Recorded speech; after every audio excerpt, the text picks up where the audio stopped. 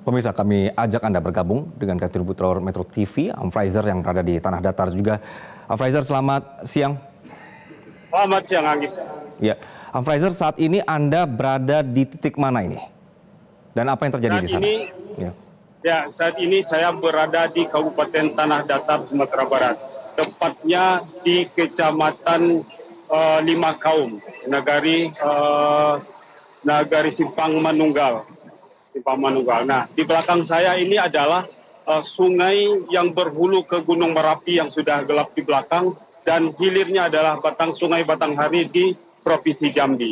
Nah, saat peristiwa banjir lahar dingin, sungai yang ada di belakang saya ini itu adalah dengan kedalaman mencapai 20 meter.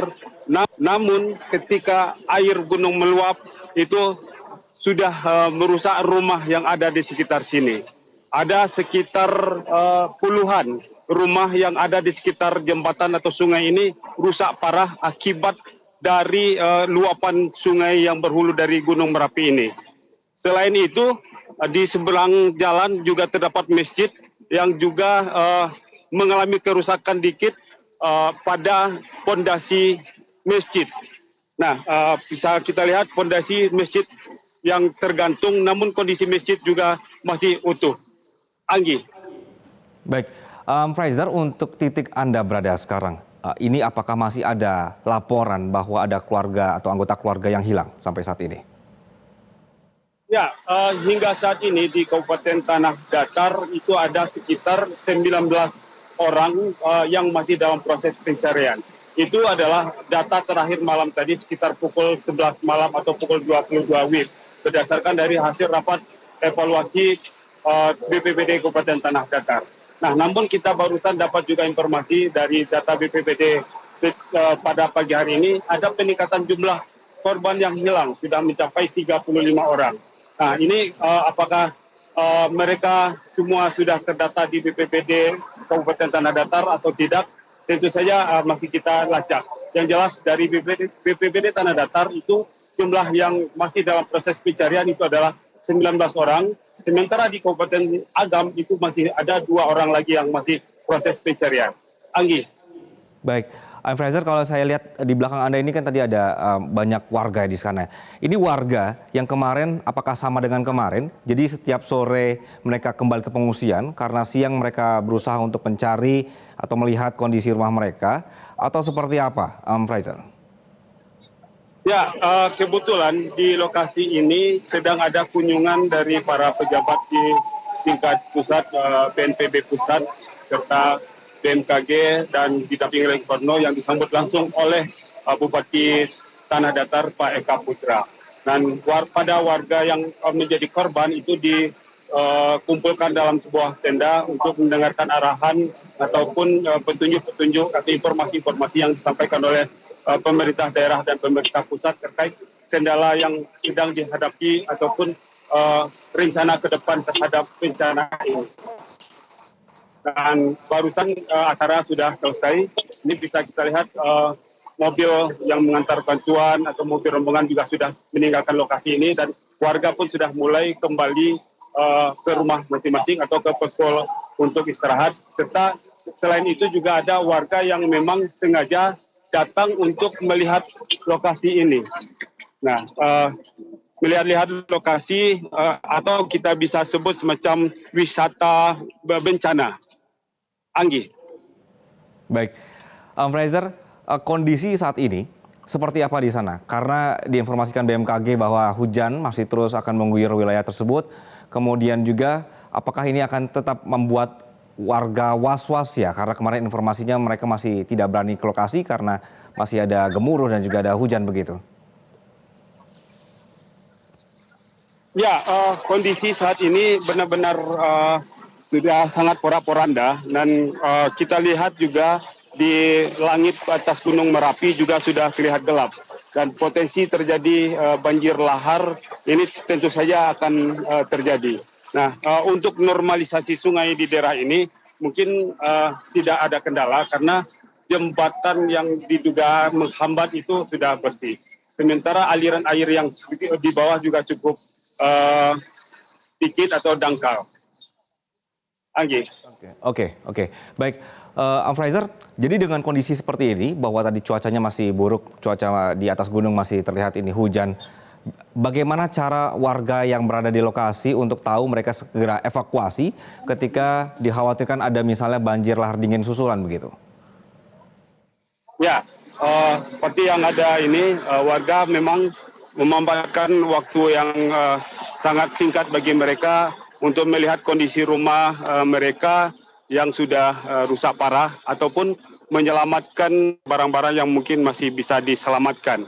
Nah, namun sewaktu-waktu pemerintah daerah dan petugas yang ada di sini segera menginformasikan atau menghentikan kegiatan serta mengosongkan lokasi ini untuk menghindari sungai Batang Lona ini, karena bisa jadi di sini cukup cuacanya tidak hujan, namun di puncak gunung sudah terjadi hujan yang cukup deras. Nah, informasi tersebut akan segera dilakukan oleh petugas yang ada di sini, baik TNI Polri ataupun BPBD, dan menginformasikannya serta mengosongkan lokasi ini segera. Anggi. Baik, Fraser, berarti ini dari pernyataan-pernyataan warga sekitar. Mereka ini sedang menunggu apa sekarang? Apakah memang menunggu untuk informasi selanjutnya dari pemerintah daerah untuk relokasi? Atau untuk sementara mereka menunggu cuaca atau juga kondisi kondusif? Atau tetap bertahan saja di pengungsian hingga waktu yang belum ditentukan? Ya, pada yang tertahan di pengungsian itu adalah umumnya ibu-ibu, lansia, dan anak-anak. Sementara para remaja, baik yang putri maupun yang putra, itu pada siang hari mereka kembali ke rumah untuk membersihkan rumah ataupun menyelamatkan dan mengumpulkan barang-barang berharga milik mereka di suatu tempat ataupun dititipkan di rumah tetangga yang selamat. Nah, untuk masalah relokasi sejauh ini belum ada pembicaraan lebih lanjut dari pemerintah daerah terhadap warga.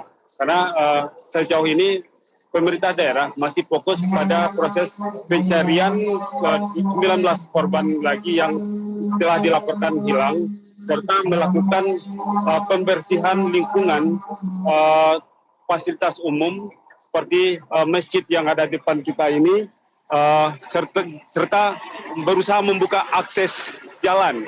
Nah, jalan ini sendiri sebelumnya tidak bisa dilewati dan dianggap putus jaringan antara kecamatan lima kaum dengan kecamatan Pariangan, dan namun hari ini jembatan sudah bisa dilewati karena petugas telah menggeserkan kayu yang besar menghalang jalan. Selain itu, lumpur-lumpur pun juga sudah dibersihkan. Nah, untuk melewati jalur ini hanya diperbolehkan terhadap kendaraan petugas yang membawa bantuan logistik atau menyalurkan bantuan logistik ke kecamatan lain, dan sementara untuk masyarakat umum ataupun yang tidak berkepentingan itu tidak dibenarkan melewati jembatan ini karena kondisi jembatannya sangat berbahaya dan tidak bisa menampung beban yang cukup berat. Anggi. Baik, Fraser, berarti tambahan untuk alat berat semacam ekskavator hari ini sudah bisa masuk? Ya, kebetulan di Kabupaten Agam ini ada 6 kecamatan terdampak, ya, 6 kecamatan terdampak terhadap banjir lahar dingin dan longsor. Nah, jadi alat berat berapapun tetap sangat dibutuhkan oleh Kabupaten Tanah Datar ini untuk proses pencarian. Kita lihat di sini ada 2 alat berat kecil untuk menggeserkan material lumpur, kayu, dan bebatuan yang menimbun badan jalan. Dan sampah tersebut juga langsung diangkut dengan menggunakan dump truck dan dibuang ke tempat yang lebih aman atau tidak mengganggu jalur lalu lintas ini lagi. Sampai saat ini alat berat yang kita lihat di posko dan belum bergerak ke lokasi tadi ada sekitar 3 unit, dan alat berat itu bukan saja dari Dinas PU Provinsi Sumatera Barat, namun juga ada dari provinsi tetangga dan dari kabupaten kota tetangga seperti dari Kabupaten Solok dan Kabupaten Solok Selatan serta dari Darmasraya. Anggi. Baik, berarti dalam proses tanggap bencana ini kita melihat ada 2 proses ya. Pertama proses pencarian yang masih dikebut karena dengan batas waktu 6 hari begitu. Kemudian juga proses pembersihan jalan dan juga areal untuk membuka akses begitu. Saya coba ke satu persatu, untuk proses pembersihan jalan atau pembukaan akses ini sendiri. Apalagi yang diperlukan oleh tim relawan yang berada di sana atau juga tim gabungan yang di sana, Amfrizer? Ya, relawan di sini selain membutuhkan alat berat kecil seperti ini dan mobil dump truck, tentunya juga sangat membutuhkan mobil-mobil dump truck untuk mengangkut atau membuang material ini ke tempat yang lebih aman. Sehingga material lumpur ini tidak memenuhi kiri kanan jalan. Nah, seperti yang kita lihat di gambar, meskipun jalan ini sudah bisa dilewati, namun kiri kanannya terlihat pasir menumpuk yang cukup tinggi dan membatasi rumah warga, sehingga warga pun yang sedang membersihkan rumah mereka juga terasa terhalang. Nah, jadi eskavator kecil untuk mengangkat sampah ini juga sangat dibutuhkan oleh pemerintah daerah Kabupaten Tanah Datar ini. Anggi. Baik, warga di sekitar ini kalau misalnya Anda sempat berbincang dengan mereka, apakah mereka akan mau untuk dipindahkan atau tetap akan bertahan di situ saja ke depannya? Ya, dari beberapa orang yang kita temui di sekitar sini, mereka belum terpikir sama sekali apakah mau direlokasi tempat yang baru atau tidak.